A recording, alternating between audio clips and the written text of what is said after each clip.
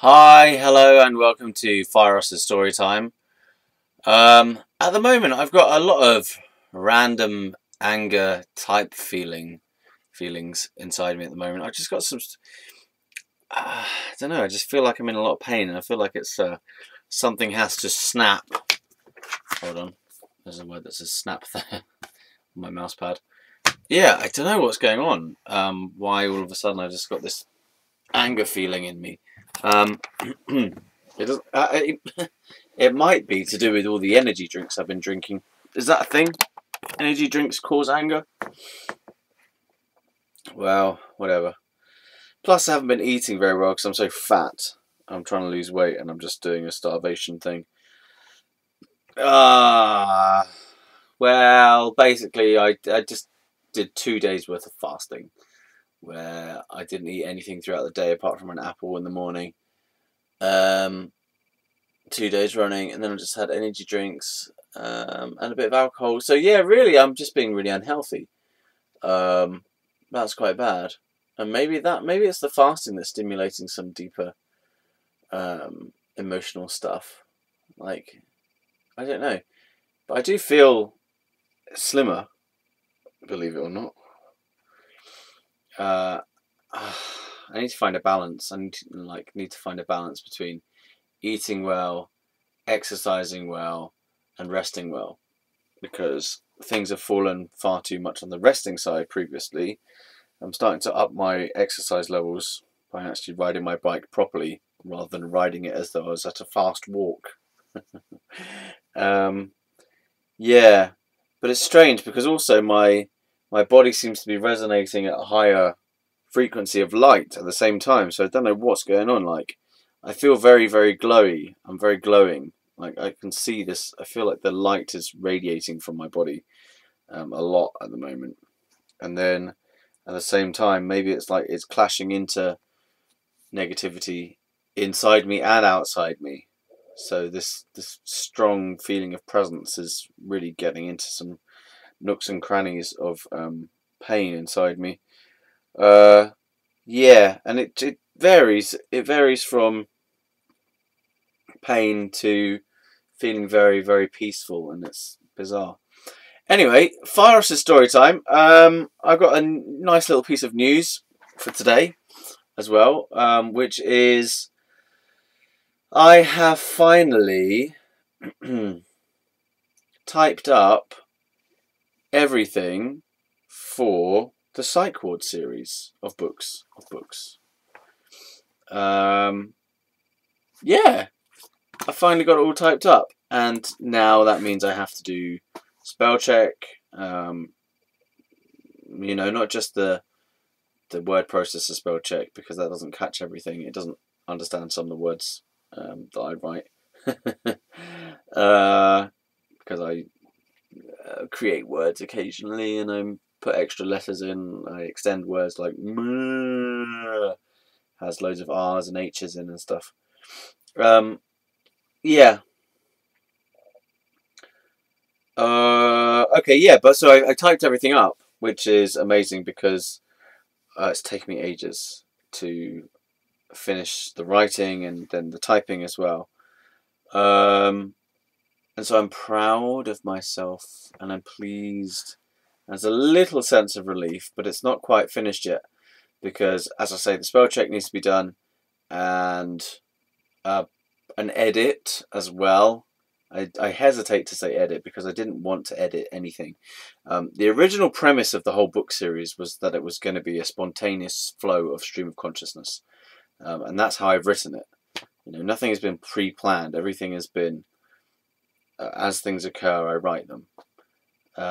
Rather than it's going to be this part, a chapter about this, a chapter about this, a chapter about this, or these topics, in this order and stuff like that. No planning at all. And if you read any of it, you will realise that it's quite obvious that nothing's been planned, because I'm telling the audience or the reader all the time about my thought processes, and I'm sort of saying occasionally, I don't know what the fuck is coming next. I don't know. I don't know. I'm being very honest all the way through about the process of it, as well as telling the story, as well as going into metaphorical allegories to explain how I felt, imagery and stuff, and yeah, imagery and characters, to kind of make light of things or make depth out of things. Yeah, so I'm glad, because what this means now is I can put all of it, even though it's not completely spell checked and proofread and formatted, to completion, I can still put all of those 4 parts into one place, and I can get a printout of it from the self-publishing company lulu.com if you're interested. www.lulu.com is a very good website. They print on demand. So what I will do now, what I like to do, is just get a copy of it so I can hold it and look at it and get a sense of it, and that helps me to kind of feel like it's real and feel like it's finished, and then it also tends to highlight what needs to be done next. So I'll get a proof copy, or just a copy. I wouldn't call it a proof. I'll just get a copy of what I have now sent to me, and it's probably going to be about this fat. I don't know how fat it's going to be, and that's exciting, because then I can hold it and I will feel like this is what it's going to be. Pretty much, this is pretty much what it's going to be like. And I really want to get a sense of reading the whole thing through, because up until now I've had, everything's always been, something has been away while I've got the rest of it. So for example, I couldn't read all the way through everything I did before, because a couple of them were with the typist for a while when I had someone else doing the typing for me. And then this time round I gave one of my copies, I gave the manuscript copy, the handwritten copy of the 3rd part to my dad on purpose. You know, I didn't just accidentally, oh, there it goes. I gave it to him so that I could have a rest from thinking about it, and so that he could read it. But that meant that I couldn't read it all the way through, and then I did the part 4. I typed that up while my dad had the 3rd part, so I could have read 1, 2, and 4, but I couldn't have read 3. And so, yeah, it would just be really nice to have it all 4 parts, all in one place, in succession of each other, and professionally held together in the book, so I can read it and go, haha, does this make sense or not? No, it doesn't, but that's fine, because that's part of it. It's not going to make sense necessarily. It makes sense in a non-linear way. Yeah, so I'm very looking forward to doing that. I feel like there's a part of it that is an emotional milestone, if you like, to have all of those 4 parts in one place. And it's something about having the whole thing to read through. I feel like, me personally, like for my personal journey, I mean for my personal emotional process, to have it all in one place will really help me to digest and to process all of the different parts of the story, and to have it all in one place and to read it through all in one go, like, will really give a sense of, well, would it be completion, something like that, a feeling of completion, that that period in my life is complete, and I'll be able to go through all the whole story all in one go, and like kind of quickly run through my whole life memories, basically, all in one go. And I feel like that will help me make more sense of my own life's journey, just by having it all in one place, because having it in little chunks here and there, and reading a bit now and a bit then and a bit later and a bit much later, and it kind of like, you don't get a sense of the whole. And I'm really looking forward to have a sense of the whole, of that whole part of my life, that whole journey, have it all together, read it all through, and it's all that gives that sense of understanding and wholeness of, that's what it was, and this makes sense, and now I understand that how this part relates to that part, because it's all there in the same place, and I can draw the parallels more quickly and more easily, rather than have, as I've said just now, everything in different places at different times and in different stages of completion. Although Psych Ward 2, the part 2 of it, is not, it's in a very bad way in terms of spelling mistakes, because typist couldn't really read my handwriting very well, so she misinterpreted a lot of the letters. So she made a lot of errors as to what they're supposed to be. Some of the words are completely wrong, and a lot of letters are misspelled, which makes the word wrong in a lot of important ways. So that's an irritating thing to go through. I still have to correct a lot of spelling mistakes in Psych Ward 2, and really it's my own fault for my terrible handwriting and for the fact that I wrote it really quickly. Yeah, I mean, I could have typed that one up myself, and I probably would have had a better job done. But then again, when I actually wrote it, in order to type it up myself, I probably wouldn't have been able to, because I felt too close to it, and I felt like I just needed to be away from it, otherwise it was going to drive me insane. So things are going to work out fine. It just means I have to put in some extra work to correct these mistakes, loads of mistakes that make me angry every time I read them, which is also, that's why it's difficult, and that's why I haven't completed it yet, because it makes me angry every time I read these spelling mistakes. So yeah, but as I say, overall we've come to a new little milestone, which is everything is typed up. At least everything is in computerized format, all 4 parts. I can stick them all into one thing, get the book printed out, read it all the way through, shebang. Right, so now on to real Fieros story time stuff. Okay, so I've had a little break, and I can't remember what the hell I've covered and what I haven't covered. I feel like I've done a lot of America stuff overall. I still don't feel like I've done enough about Mr. B. I'd love to say his name, but I don't want to. I just think it's not wise to do that, so I'm not going to. So I'll call him Mr. B. I feel like maybe Mrs. A stuff is kind of complete now. Like, I don't know, I've rehashed over that relationship loads and loads and loads. And as I think through as I recall my memories now, everything that has that could be said has been said, I think. I've said she was moody, haven't I? Did I say she used to flirt with other guys a lot, which made me distressed? And then I used to go into the music room in school and play music and write songs instead, to just avoid it, because I couldn't deal with her flirting with all these guys. So that was something that was actually there. And I told you about the fact that I was flirting with girls as well, in the background, which I felt a drama situation about, this kind of triangle. There was a couple of triangles. There's like me, Mrs. A, and my main flirt girl, and then there was me, Mrs. A, and her main flirt boy. So well, it's not a triangle, it's a square, isn't it? Is that square? 1, 2, 3. 1, 2, 3. Wait, what? That's very easy. There are only 4 people. 4 people. So it's a square, or some kind of isosceles parallelogram. What's that one? I don't know if it's called a parallelogram. Trapezoid. Trapezium. Parallelogram, man. It's or maybe it's a trapezium. Me and Mrs. A, and the 2 other ones over there. Bing, bing. So it's a trapezoid. I don't know the right words of them. I haven't done this kind of shit for ages. Yeah, alright. And, I mean, why am I even telling you this? Why does she fit so heavily into the story anyway? And I think it's partly because it was such a major relationship for me.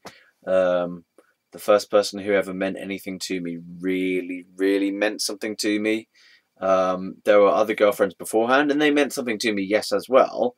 But the relationship was shorter lived, and also we never got to the same level of emotional depth. I never got to the level of emotional depth in those previous relationships as I did with Mrs. A. So Mrs. A was someone who I had a really good intellectual connection with. In terms of our intelligence levels, were about the same sort of level. We both had really high IQs. We were both really artistic and creative. We both had a sense of humour. We were both caring and understanding, kind of. I mean, she was more than I was.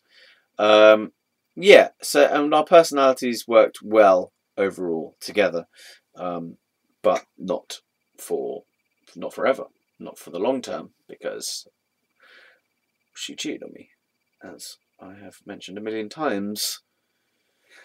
But I should also say something else. With Mrs. A, because she was a good relationship overall, when I went into being with Mr. B, and also throughout the whole of my life, yeah, until fairly recently, because she was such a good relationship, I held on to that and kind of idealized her and over glorified her in my mind and in my heart. And I held on to her basically because I'd never had someone else who really overwrote that relationship, and showed me that there was something better. So she stood, and still probably does stand, as the most suitable person who I've ever been with, um, and who was the most caring person who I've ever been with, and the most intelligent person, and so on. Um, which that sucks, really, because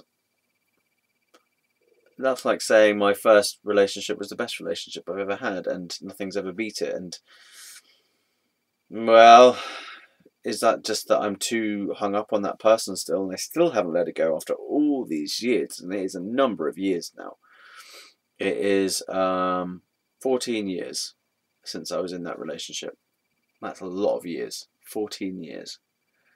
And I'm still holding on to and idealizing that person, and no one has managed to fill that gap.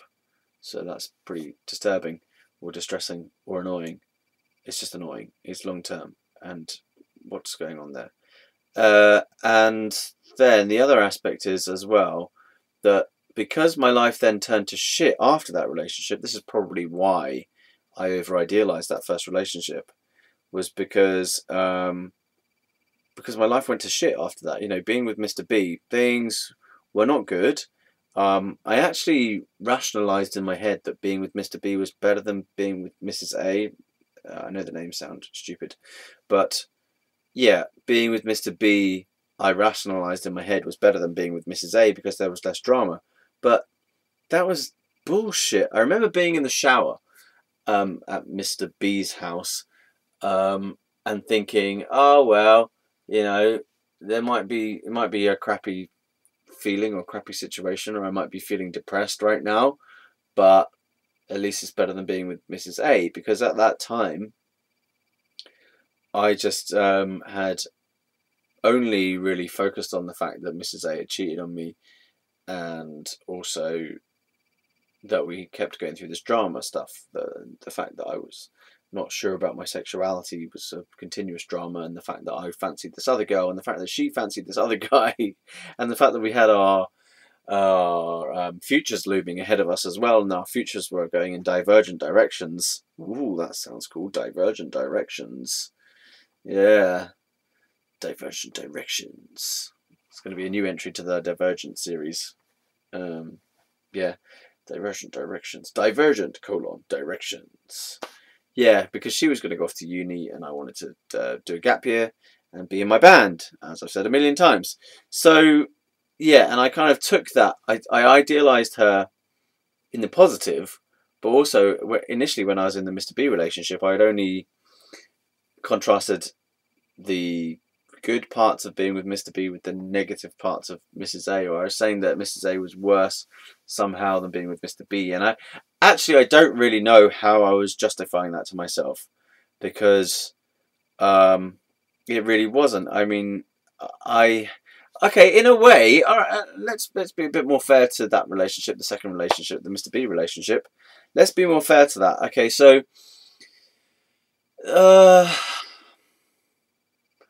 I don't know if it was due to being in the relationship or just that it would have happened anyway.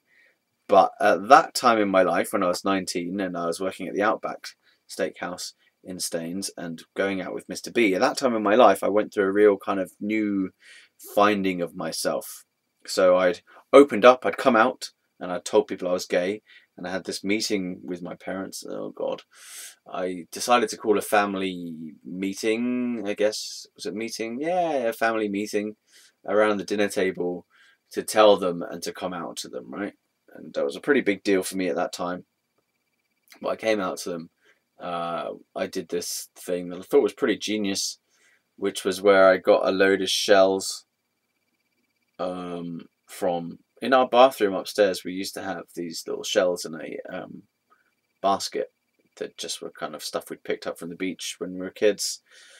When my brother and I were kids, sorry, not my whole family, but my brother and I were kids, and we picked up these shells, right? And so I put the thing of shells in the middle of the dining table, and then I asked people to pick a shell each that represents how they feel about the family life, or how they feel about themselves, or how they feel about life at the moment and stuff. So each person picked a shell and described why that shell particularly represents how they felt. And I don't know exactly. I mean, it's strange that I took it upon myself to even create that situation. You know, I think I was going through the stage where I felt like I was a psychologist, where I wanted to study psychology. I was getting interested in psychology, and I kind of felt like I'd suddenly become a psychologist just because I'd read one book about something vaguely psychological. Yeah, and so I called this family meeting, and I mean, I guess I was there to come out to them, but something about that meeting, I also realised that there was a sense of lack of openness in the family situation, that I felt like I couldn't just tell them without it being formalised in some way, that we didn't have a real openness of communication in the family. So we did this, I called this meeting, and we did this little exercise, and we kind of held onto the shell, and or we passed the shell around or something. We passed a ball around or something. It's like when you're holding the thing, you get to speak. And I remember my brother cried, and my dad.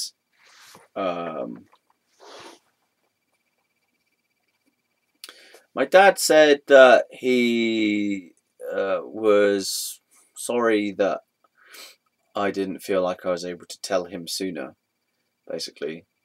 And then I don't remember what my mum said at all, but it was a moment for sure. The whole family had a moment there, and I mean, I remember it being kind of tense leading up to that point anyway, in the family situation. I feel like the family situation was quite tense during my teenage years anyway, thinking about it, that there was a sense of underlying pressure or angst in the family situation, that there was always a sort of sense of bickering going on between my parents. There would often be in bickering fights. They would often come in here, actually, now that I think about it, and they would have their discussions in here, in this room. Discussions, it would be arguments, and often what we would hear would be my mum shouting loads, oh, and my dad telling her to shush and calm down. And it didn't sound very good at all. And I remember bringing my brother in, as me and my brother, to try and guilt trip them out of fighting, to say like, can you please shut the fuck up, but in children version, which would be like, we want you to stop fighting, like that. So yeah, I just don't think they were very compatible as people. My dad was kind of oppressive, and my mum was a mentalist when she got emotional. So that was shit. Okay. So I came out to them, and I told them that, I don't even know what I told them, whether I told them that I was gay, or that I thought I was gay, or that I'm seeing someone, or what. But the upshot was they were okay with it. It didn't present so much of a fearful problem as I thought it would. I think that they were more okay with it, my family were more okay with it, than the school people that were always the homophobic teasing and stuff. So yeah, it's interesting because I haven't remembered that memory for ages, that family meeting thing. And in a way, that was a sort of turning point, because having come out to my family, things did start to change somewhat in my life. But that sounds a bit like a blag, so maybe not. Okay. Well, anyway, yeah. So I do feel like I need to talk. And I'm pulling back out now to a wider picture. I feel like I need to talk more about Mr. B in that relationship. America still feels kind of done, which is a shame because I really like talking about the stuff that happened in America. All right, and then we also got the part. So we're starting to formulate some chunks now, eh? Mrs. A, Mr. B. That stuff in Reading before I went to America is still a bit hazy actually. Like, why did I go there? Was I psychotic at that time? What the hell was going on there? What's the order of events? Is still a bit confused around that point. We've also got like different jobs that I was in to kind of cover a little bit. Yeah, and then the part where I come back from America, which is where we're kind of stuck at still. I've spoken about the book in the sink incident, the hiding of keyboards, the unplugging of TVs, the general being a bit of a wanker to my family in order to sort of shake them up and to try and be in their face to try and sort of get them to talk or to get them to break out of habits that they've been in for years that are not open communicative habits, and it's all very inauthentic, all those behaviors. And then I met this other person who was this after coming back from America or what, I don't know. But I met this person. Oh, I'm gonna have to think of a bloody name for him now as well. His name is Kyle. His name is Kyle. That's a made-up name, but let's call him Kyle, because he may well watch some of these videos. Right? Kyle. So I met this person called Kyle. He's a drummer. I met him in 2006 while I was going out with Mr. B, and I was running a open mic night in Windsor.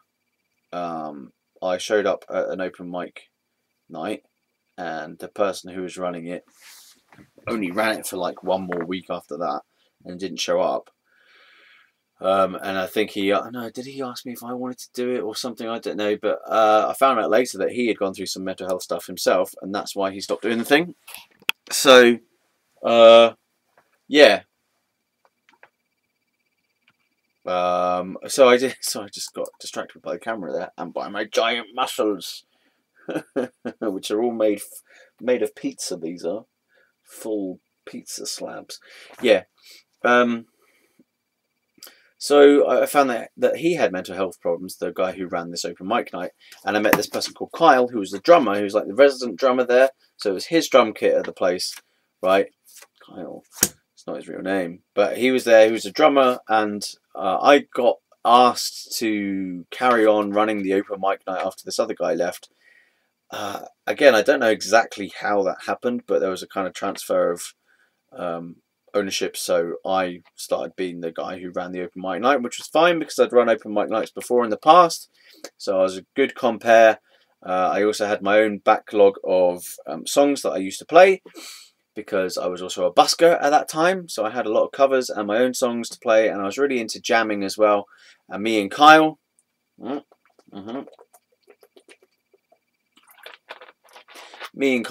that time did a lot of jamming on songs like Hey Joe, I don't know what other songs. We played a lot of my songs.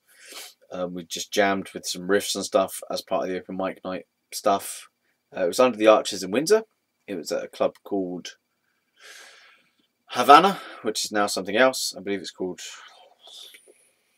maybe it's called Fuzzy Bear. I'm not sure. I don't know what Havana's called now. Is it Cuba? Could be called Cuba. Who knows? It changes quite often, that club. Hasn't been called Havana in years. But yeah, so he did that for a while, and we used to get paid £30 each for doing that, which is rubbish, really. And I should have asked for more, but then we did up it to £100 between us, so it's 50 quid each. And that was okay. That was quite good. But then it was like we had to bring all the fucking equipment ourselves. So, and set it all up and everything and play for a while as well. So it's kind of cheap, really, to be for a whole night of work, of musical work, sort of skilled work. It's not just you know, trained work, which I like to think is a higher level of pay. It's strange, the whole pay thing. Now, let's not get into politics about pay. Right, so I did that. Okay. And how does that relate to anything? Well, I don't know. Oh, because he became a friend. Kyle became a friend. Not just a drummer, but a friend who I'm still friends with today. And we don't do so much music anymore because his situation is different now. He doesn't have. He's going through a rough time basically. He's had to move back to his mum's house, and he is like 50s, 54 or 55 or 56 or something years old. So he's going through some real rough times with his financial situation, and his drum kit is in storage, and so yeah, it's a pretty difficult time for him right now. Poor guy. But he still comes around, and we play the snares instead, and we occasionally play a bit of bass and guitar and piano and stuff together instead, because he plays bass as well and guitar, but more bass and drums. Yeah.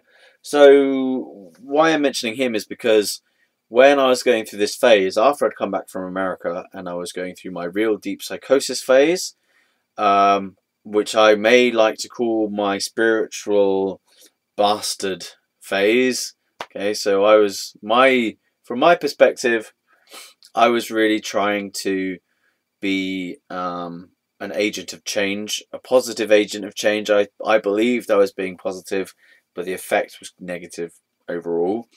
I was causing chaos in the name of trying to break people out of their habits, as I've said, and it wasn't going well. So during that chaos period of me winding my parents up something rotten, during that time, I spent a lot of time at Kyle's house because he had his own place, and he had a couch in his living room, and we'd sit and watch music videos or listen to music on the thing, or I'd take my guitar around and I'd jam while he listened and did sort of drum beats on his legs. Or we'd watch movies, or we'd play a computer game. Actually, he played a computer game. What else did we used to do when we were there? Were we watching stuff? What did we used to do? Because we used to put music on and just chat, and there was usually a focus of attention though. What was it? What was it? Well, usually watching something, I think. Yeah. Oh, I don't know. Yeah, we just chat about whatever's been going on. So we've been good friends for a long period of time. And yeah, so he was a kind of safe haven from all the chaos going on in my life. And I could just go around to his and just escape it all basically, and just sort of be in a quiet environment that had music and stuff as well, and with someone who wasn't an asshole to me, because my parents were being assholes to me, and I think the reason I was being assholes to them was because they're being assholes to me, and then they were being assholes to me, and I was being assholes to them, and it was just like chaos, as I've said. He wrote a song about it later on called Chaos.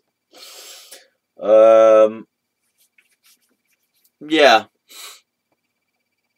So I used to go around to Carl's house a lot and listen to music, play guitar. I'd show my drawings and my sketchbooks, my journals and stuff as well. So yeah, it's been a good friendship over a long period of time. There was some weird stuff that happened as well though, because I think he might have got the wrong idea at a certain point, and he just started kissing me goodbye with a tongue, and that was gross. And I didn't know what the hell to do about that. I think he took the intimacy of me spending a lot of time with him to mean that I fancied him, which I didn't. And he just kind of launched himself on me a couple of times, which I told him off for about that. Yeah, but initially I didn't know what the hell, why that had happened, and so that you could say that was another sexual assault. but I managed to nip it in the bud, like, you can't do that, or don't do that, and that's not what I want, or whatever, and stop that.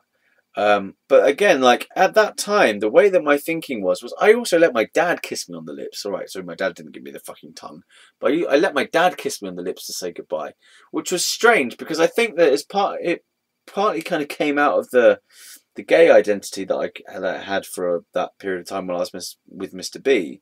That something, when I was going through this spiritual adventurer phase, which we may well call psychosis now, I don't know.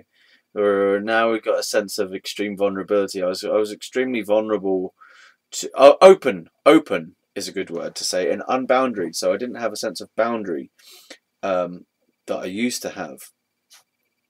The way I used to speak was a lot more unfiltered than it was previously. But also, like, I had this idea that I had to be really open. It was part of my spirituality to be really open, which then led to things like me being taken advantage of in America. It led me to have things stolen, because I was being so open and so trusting and so kind of naive, really. That I didn't have any boundaries anymore, which meant that I was being taken advantage of.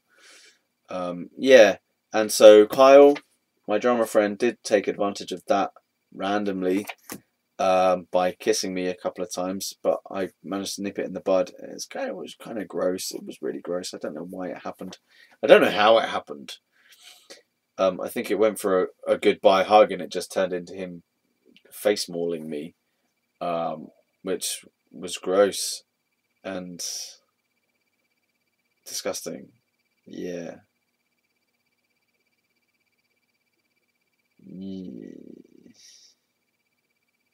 I almost felt like he was gonna do it the other day as well. I was like, whoa. And I was like, keep your distance, man. Like, stay away. We're friends. We're only friends. We will only ever be friends. So yeah, but part of my spirituality, I felt like I had to kind of let people do whatever they want or something, or I felt like I wouldn't be spiritual if I wasn't open. So I had to be open. So I had to let people come in close, and it was a kind of like, if you were to go through a kind of free love, crazy love phase, where you're like, oh, I love everyone, but then what that tends to mean is that people think that you'll romantically love them, and then they get the wrong idea, and then they think that you actually want to be with them, or you want to kiss them and stuff like this. So yeah, that's wrong and weird. But there was a long period of time where, during this phase of chaos, after America, that I would go and hang out with Kyle. My mum thought that he was like my new boyfriend as well, and I was like, no, man, he's not my new boyfriend. He's just a friend. He's just someone who I hang out with. Yeah, I don't find the guy attractive at all. I don't have no sexual feeling or intention with him at all. In fact, I just have to occasionally, keep him in check.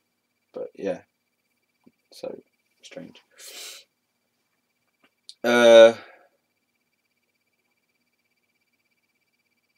Man, my life sucks. Or my history sucks. My past sucks.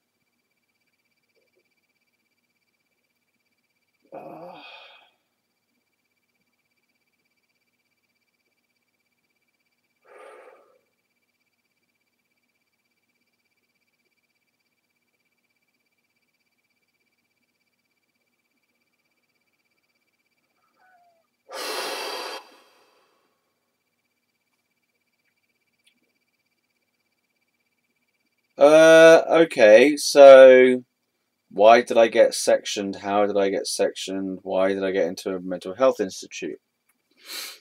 And then we need to talk about that as well.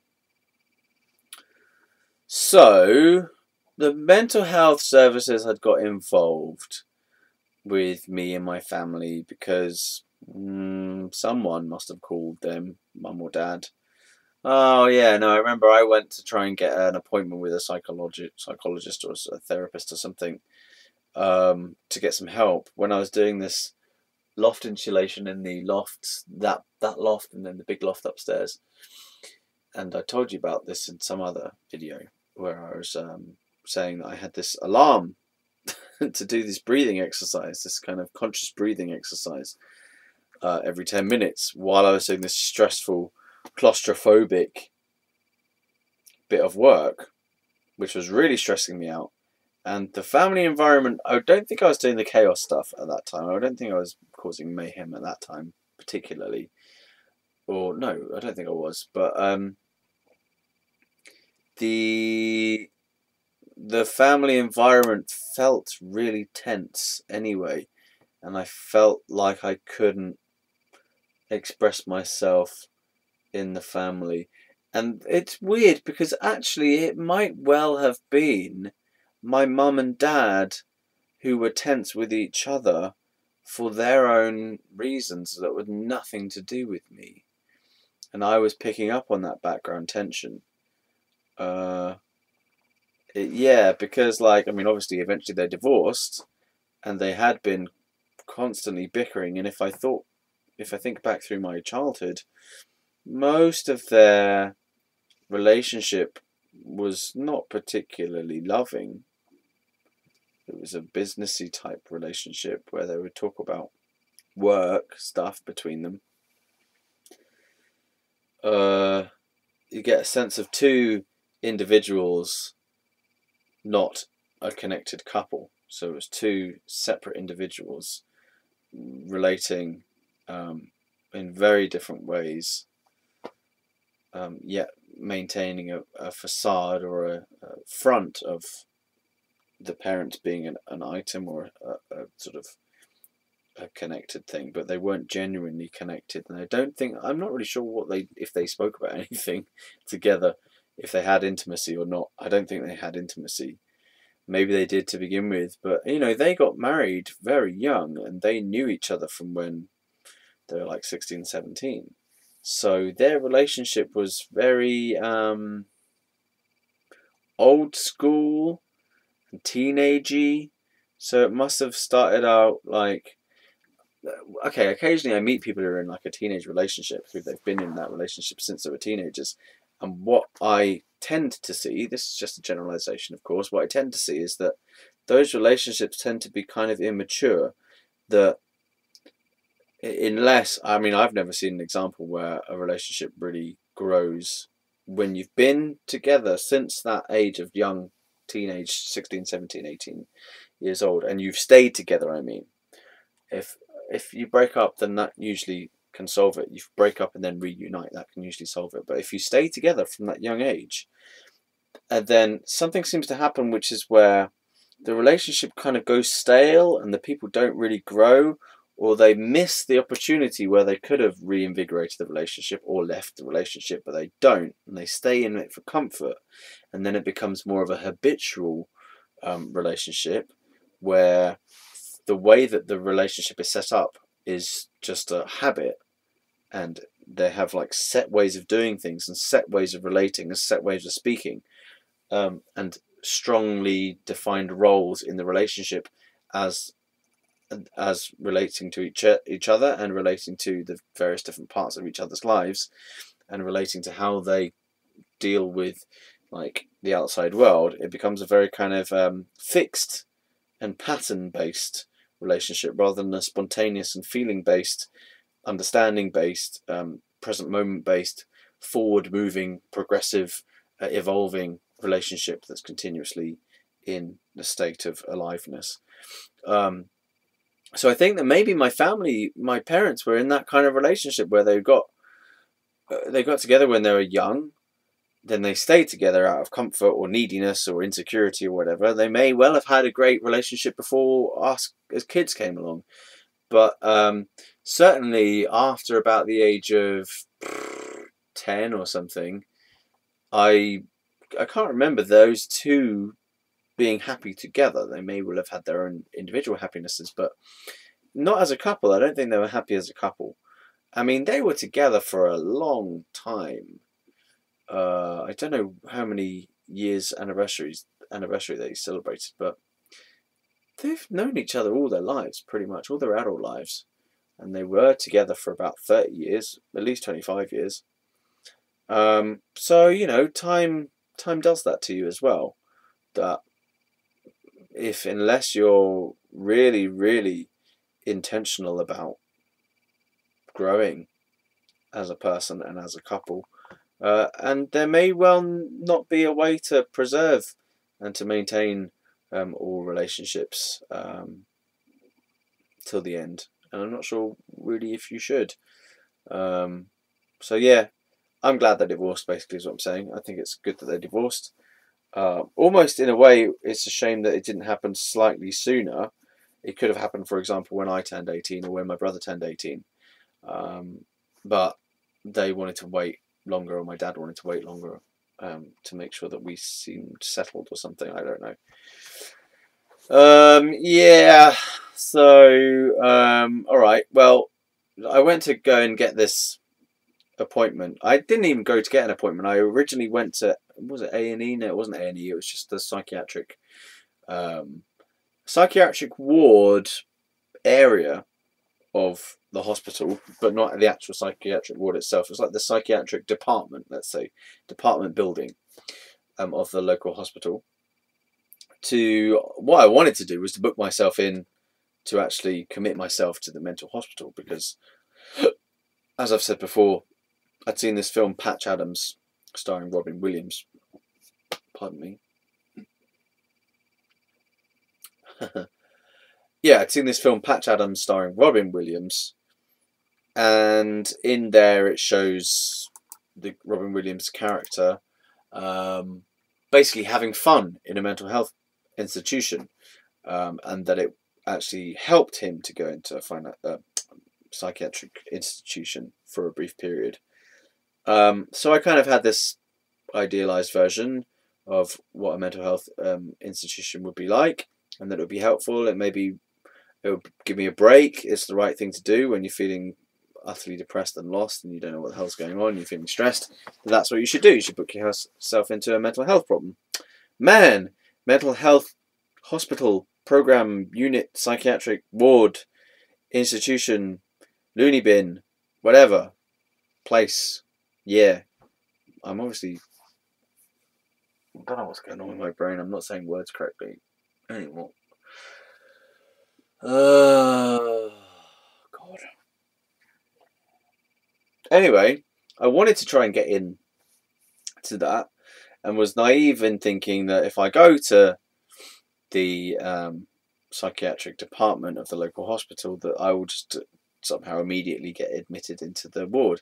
Basically, because I hadn't realised that the Patch Adams film was set in the 1960s, where the psychiatric situation, or 60s, 70s, something, 80s even, I don't know, but set in the past, where the psychiatric, and also in America, where the psychiatric system was very different back then, and maybe if it was the 60s or 70s, I would have been able to get straight in. But yeah, basically what happened is I went to the psychiatric hospital department and went to their little reception desk at that particular place, asked for help or to see someone, or if I could be admitted, or what. I don't exactly know what I said, but they told me to fill out some form or other, and then sent me home, as in said someone will send you a letter or someone will be in touch. And then I received this letter a couple of weeks later from that department, saying that they'd arranged me an appointment with a psychologist to discuss my needs or discuss something or other. And I got the letter, and I remember reading the letter, and I just went, I don't need that anymore, I'm okay now. And yeah, because I felt like that was a momentary kind of feeling of stress that brought me to that point. And then I got the letter, and I was like, oh, okay, fine. You know, you took too long to respond, and I've got over it now, and I don't care. And I'm not going to do it. So, you should have just talked to me then and there. You ruined it. Like, I can't be asked with it.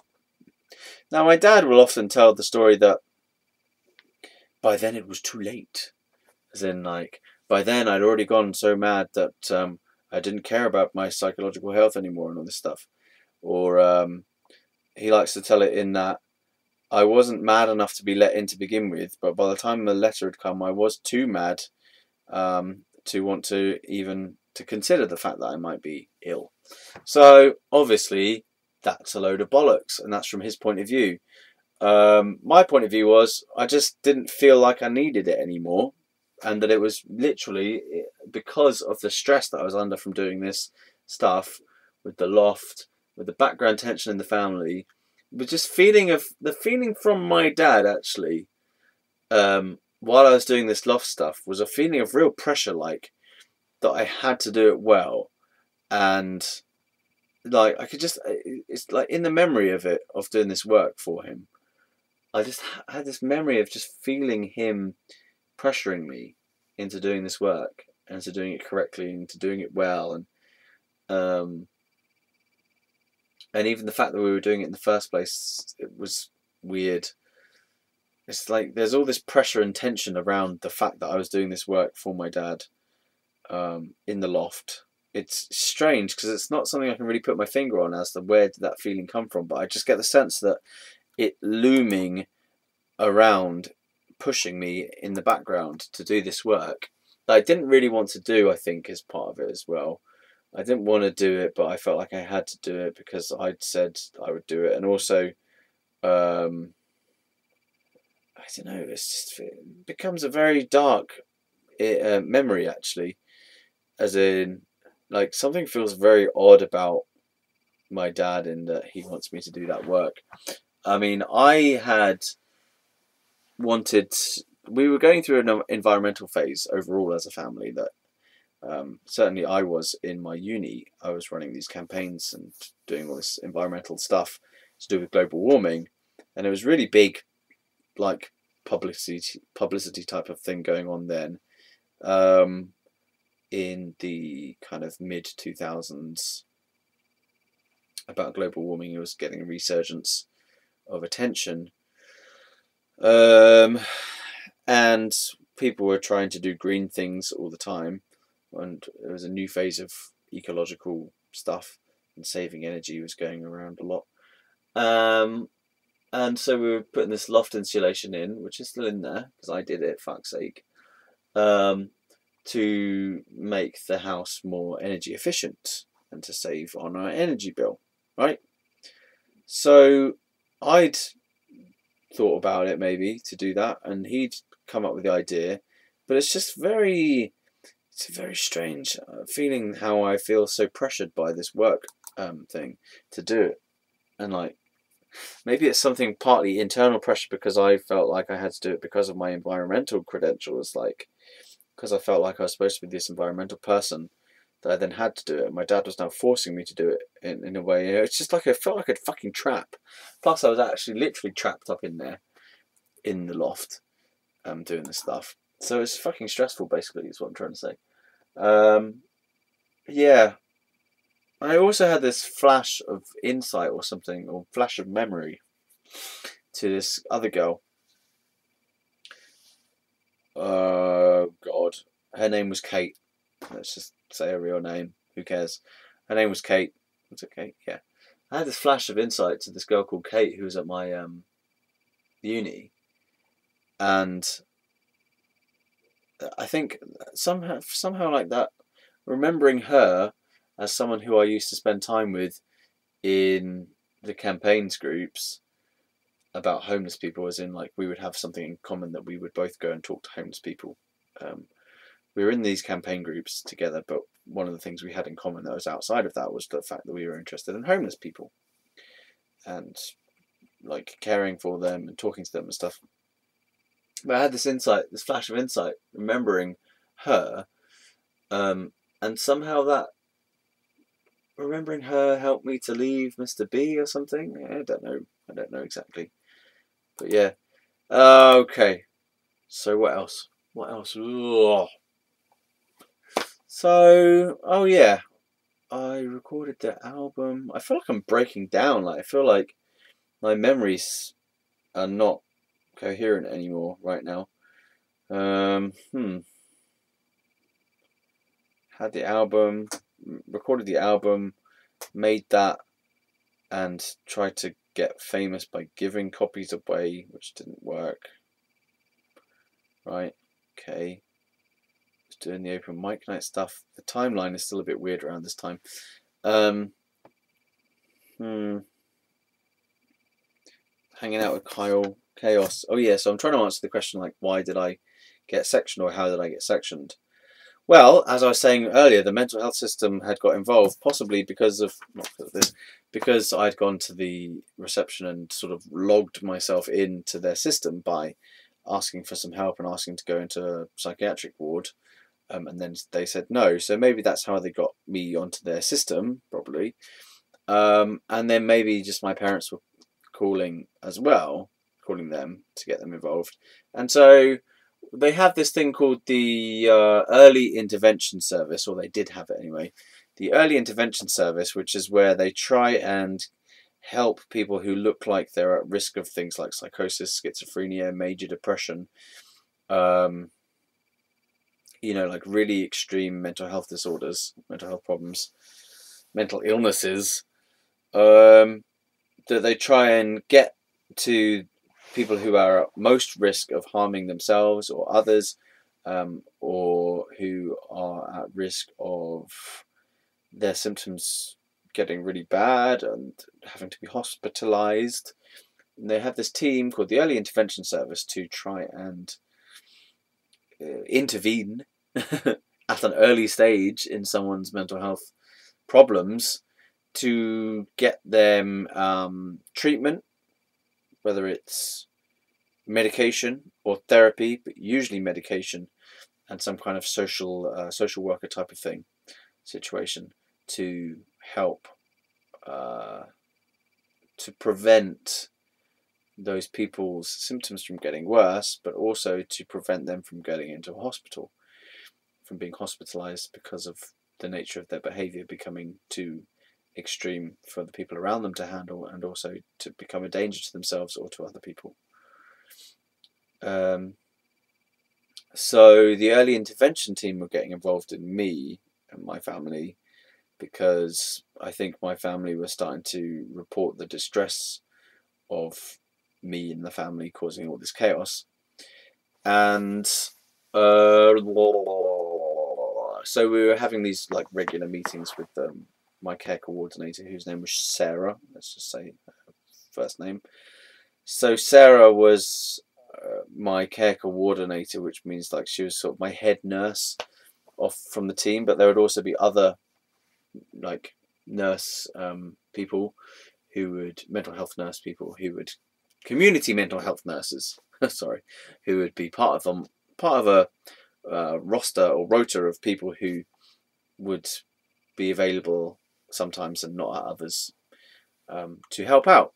So if the family was going through a stressful situation with my behaviour, which was obviously the problem from their point of view anyway, then we would get this worker person or a couple of them to come around, and we'd have like a meeting, and they'd try and help mitigate the circumstances.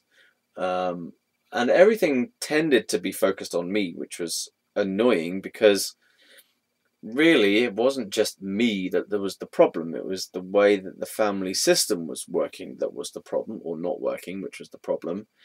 And everyone else was pointing at me, but they were never ever looking at their own contributions to this situation of chaos, which was their reaction, how they behaved towards me after I'd done something stupid. You know, it was just, it was a thing that was like a kind of giant ball of chaos. It wasn't just me, it was a giant ball of chaos for all the people.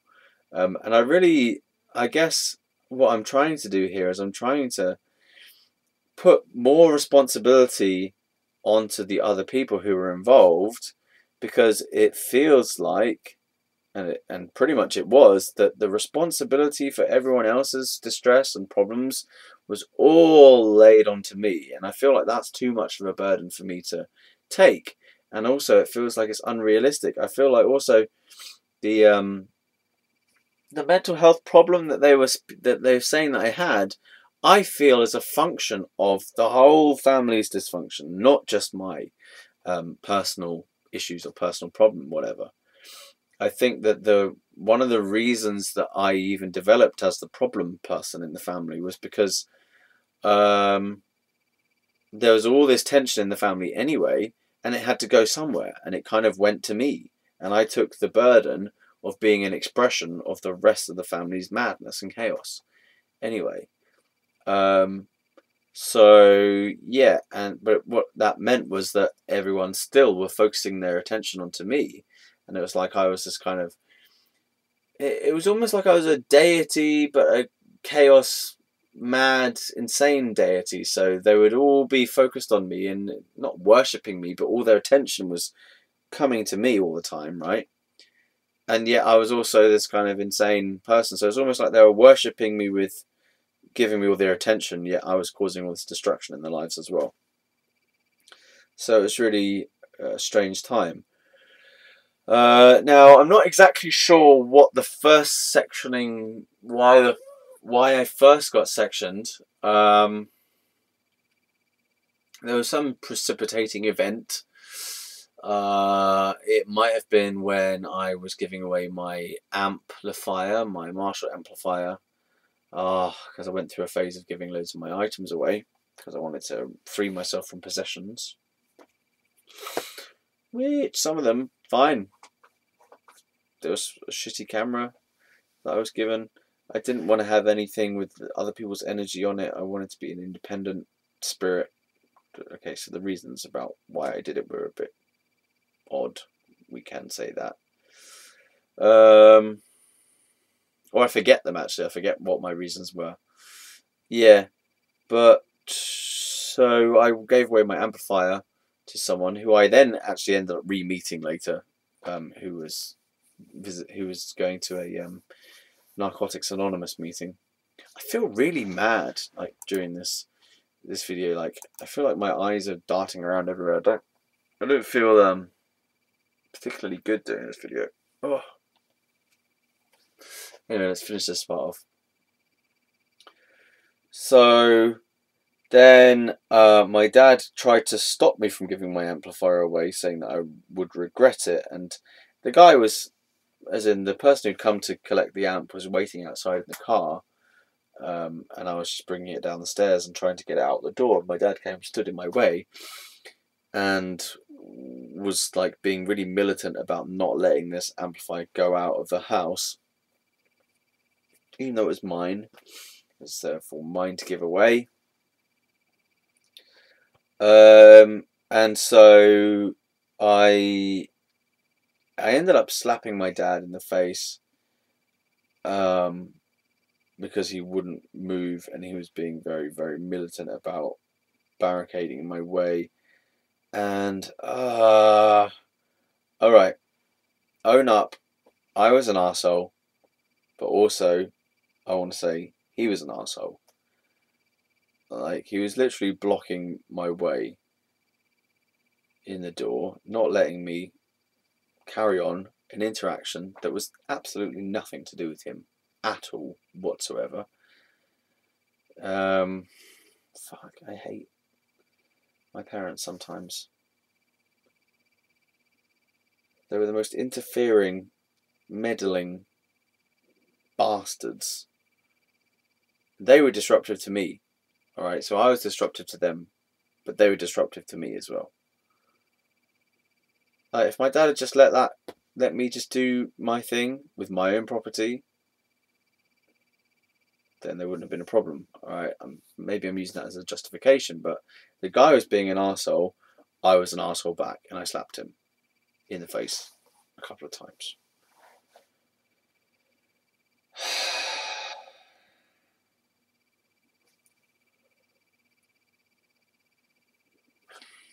Yeah. I don't think it was that why they called the police though. I don't think they might have called the police that time. I'm not sure.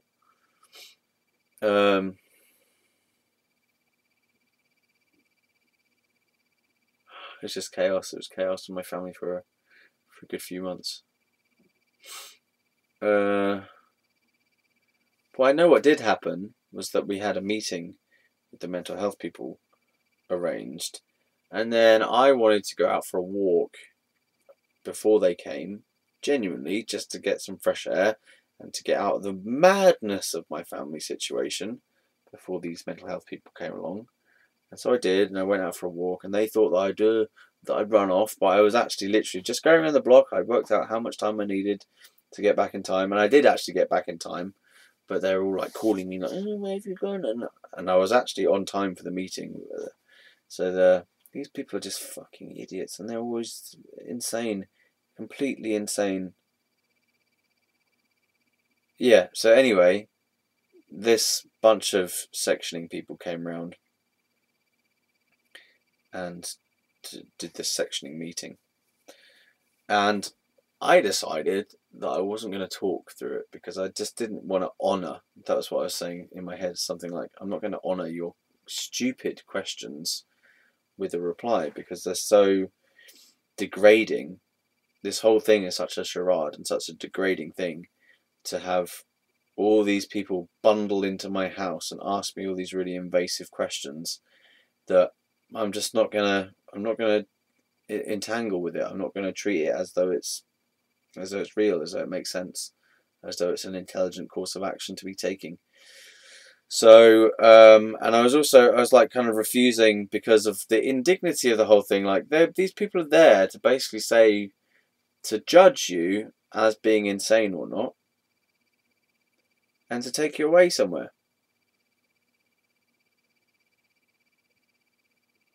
Right? So, I was just like, this is such an affront. I use that word, affront to my dignity as a human being. So I just refused. I was just like, no, I'm not gonna talk. I'm not gonna answer your stupid questions. And what ended up happening was that because I didn't talk, they used that as a symptom.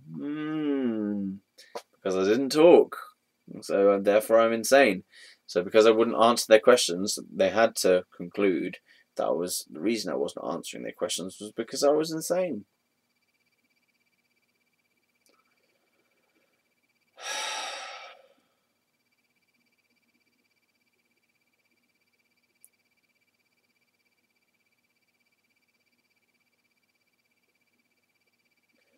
So the police were called because I failed the sectioning because I didn't talk throughout it. I refused to answer their questions. I believe I said at the beginning that I'm refusing to answer these questions or something, and then from that point on, I was just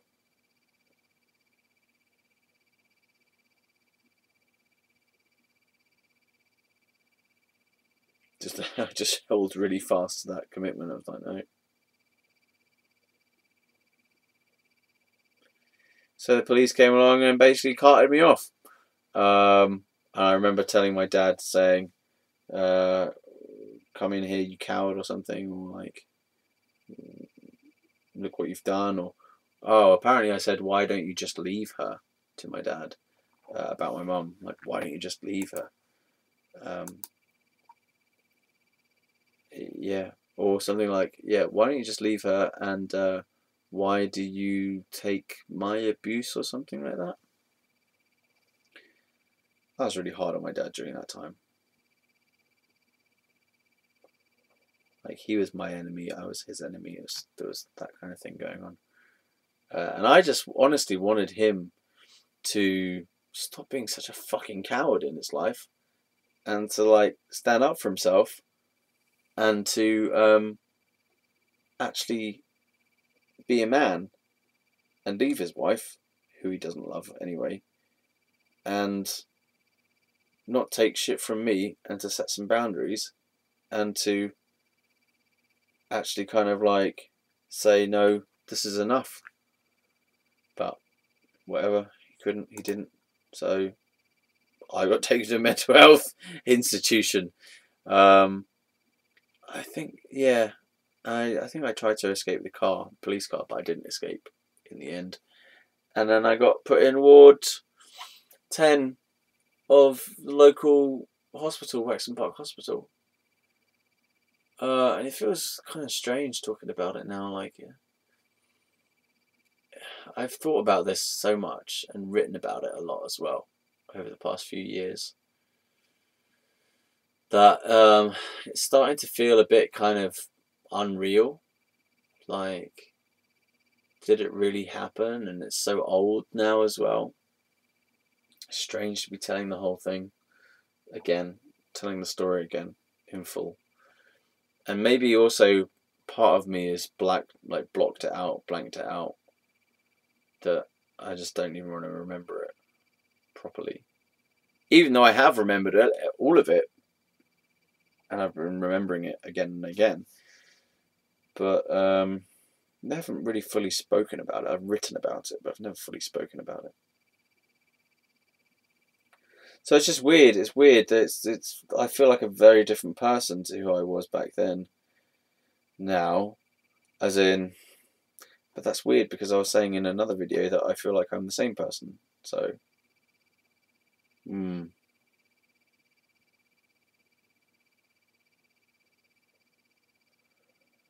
I don't have an answer. I'm going to stop because this video is getting way long. So there you go. That's how I first got sectioned. So we're slowly moving the story along. Okay. Okay. I will talk to you again soon. Bye bye.